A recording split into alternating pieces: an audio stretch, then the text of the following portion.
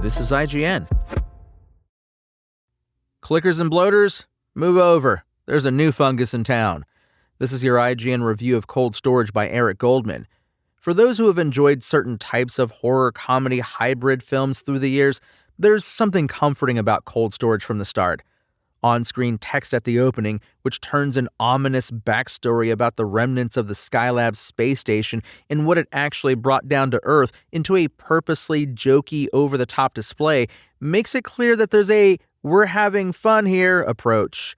That tone continues in the film's prologue, as an investigation into ghastly deaths in a tiny Australian town caused by a piece of Skylab evokes 1990's wonderful Tremors, with both its desert setting and its heightened, funny tone accompanying its horror movie scenario.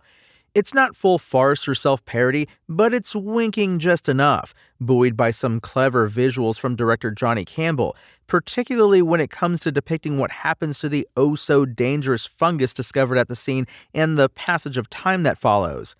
Cold Storage loses some momentum after its great opening, feeling more hit and miss comedically as we pick up 18 years later, when two employees at a 24-hour self-storage warehouse, Travis, played by Joe Keery, and Naomi, played by Georgina Campbell, come into contact with this fungus.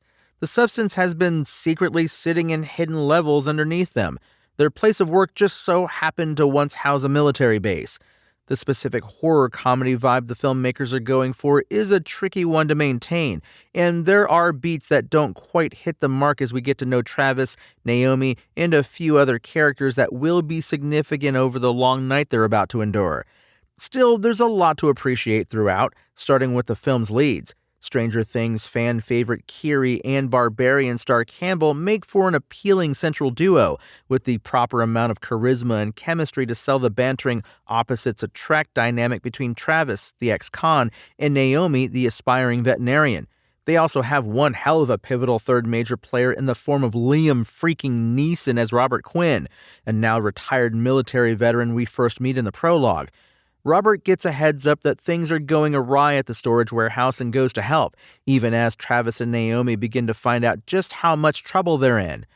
Again, this film's tone doesn't require Neeson to go full Naked Gun as far as sending up his tough guy image to an extreme level, but it does let him show different, gently funny and humanizing sides to his usual action persona, including the fact that Robert has quite a bad back from a previous injury.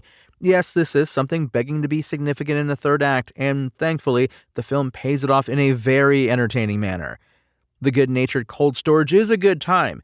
It doesn't quite rise to the level of the standout horror comedies it evokes, like Tremors and The Return of the Living Dead, but it still has enough wit and charm to make it worthwhile for those who enjoy gory, goofy fun, complete with a bonus Liam Neeson.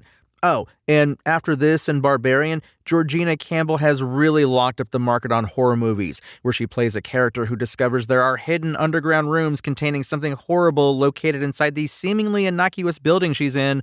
Maybe something similar will happen later this month in her next horror movie, Psycho Killer. Cold Storage's IGN score? 7 out of 10. Thanks for listening to IGN. My name is Tony Jackson, and for the latest updates on Cold Storage, visit us at IGN.com. Spoken Layer.